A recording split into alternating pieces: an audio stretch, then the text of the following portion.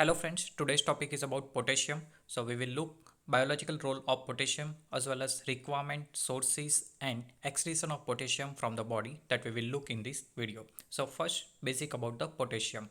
So total body potassium content is about 3500 milliequivalent, or we can say that 150 gram of potassium is present inside our body. So out of that 150 gram, 75 gram, that is 75 percentage, that is present in skeletal muscle and rest of in the other tissue. So majority of potassium that is present in the skeletal muscle.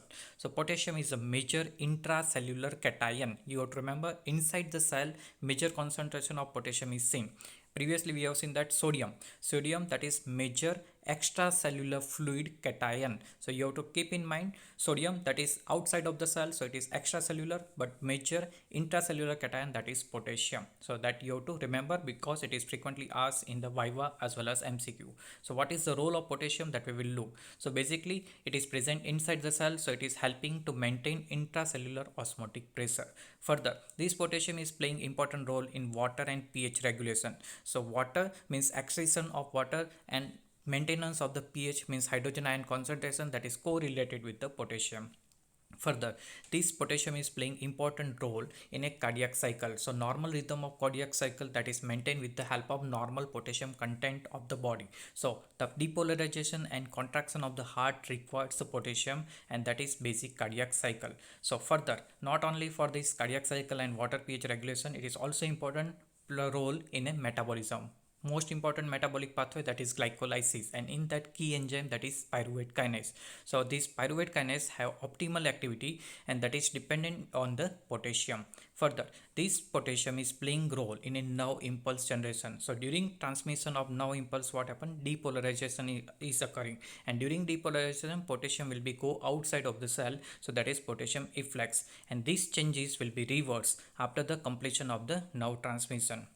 And this reversal is also possible with the help of, and this depolarization is also possible with the help of sodium potassium ATPase form. So simple, you have to remember the main role of potassium, or main importance of potassium to maintain intracellular osmotic pressure, water and pH regulation, cardiac cycle regulation, pyruvate kinase, through that glycolysis, transmission of nerve impulse, and these all are the most important. And apart from that, one more important function, that is translation, means protein biosynthesis. So not only potassium, but along with that potassium, sodium and magnesium is also needed, so that is helping to assembly of the ribosome. So these are the main function of the potassium. For the requirement, so requirement of potassium is about 3 to 4 gram per day, while requirement of the sodium, that is 5 to 10 gram per day. So both are required in a gram, so it is a bigger quantity is required, so they are called a major element. Further, which are the sources for this potassium? So banana, orange, apple, pineapple, almond, dates. For the beans and potatoes are the good source. So from the vegetables we can contain good amount of the potassium. Apart from that, coconut water is containing a good quantity of the potassium, so it is one of the good source of the potassium. Further, plasma concentration, that already we have seen that 3.5 to 5 milliequivalent per liter, that is normal potassium plasma concentration. But interesting is that cells contains 160 milliequivalent per liter, so there is a quite high concentration of potassium inside the cell is observed. So it is very important, or major intracellular cation is there. So it has one clinical correlation. So simple, when we are collecting the blood sample, if suppose during blood sample collection, if minor amount of, or 1 or 2% RBC is ruptured due to small size of the needle, so if RBC is ruptured, then what happen? This RBC also contains good quantity of the potassium, and that potassium will go outside of the blood, so that will be present in the plasma. So that hemolysis, that can lead to the false high potassium level will be observed. So you have to keep in mind, when we are collecting sample for the potassium estimation, it should be taken care there should be not a minor hemolysis. Further, how this potassium is estimated in the laboratory? So there are two methods: flame photometry, that is older method, but nowadays that is mostly measured with the help of ISE, that is ion selective electrode method.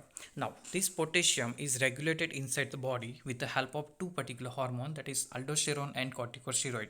These two are ultimately targeted to excrete more potassium from the body. So 3500 milliequivalent that is maintained, but above that means excess quantity of potassium will be excreted with the help of aldosterone and corticosteroids. So excretion that is mostly occurring in the urine. Now, when there is a decrease or low potassium inside the body, that will automatically inhibit aldosterone secretion. So, aldosterone secretion is mainly targeted for the regulation of the sodium, but along with the sodium, it is also controlling the potassium level inside the body.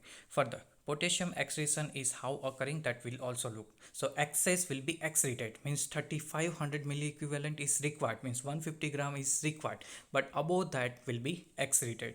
And so, above that is mostly excreted with the help of kidney, and 10% is about with the help of gastrointestinal tract, and for that aldosterone is the main hormone responsible. So that is mostly excreting potassium and mainly targeted to conserve the sodium. Further, this potassium is quite correlated with the hydrogen. So hydrogen ion is directly correlated with the potassium, that you have to always keep in mind, and this hydrogen is always correlated with the acidosis and alkalosis. So it is frequently asked in the Viva and MCQ, what is correlation with the acidosis and level of the potassium. Same way, alkalosis and level of the potassium. So acidosis is always observed with the help of hyperkalemia, while alkalosis is always observed with the hypokalemia.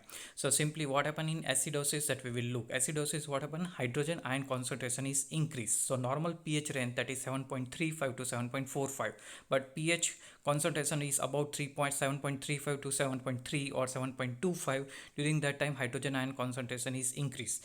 During increased hydrogen ion concentration, this hydrogen that is present in the blood, that will go inside the cell and in exchange of the potassium. So potassium will be come out of the cell to decrease hydrogen from the blood. So that is leading to the hyperkalemia. So basically what happened, plasma and cell, there is a redistribution of the hydrogen and potassium, and that is creating hyperkalemia. While so in detail, exactly acidosis, that is leading to the high concentration of hydrogen, and this high concentration of hydrogen that will go inside the cell to maintain pH, and this going inside the cell with the exchange of the or increase particular exchange of the potassium inside the blood. So potassium will come out of the cell, and that is leading to the hyperkalemia. While what happen in alkalosis, there is a low concentration of hydrogen. So there is a low concentration of hydrogen, so body will try to take up more hydrogen from the kidney. So hydrogen will not be secreted or will not be excreted from the kidney. So all this hydrogen will be taken up from the kidney, but to take up this hydrogen, potassium will be secreted in the kidney. So formation of the urine, that potassium will be secreted excessively in exchange of the hydrogen. So alkalosis, that is indirectly leading to the hypokalemia. So there is a direct correlation with the acidosis and alkalosis with the hyperkalemia and hypokalemia in detail, that we will look in another video. So that's all about the potassium.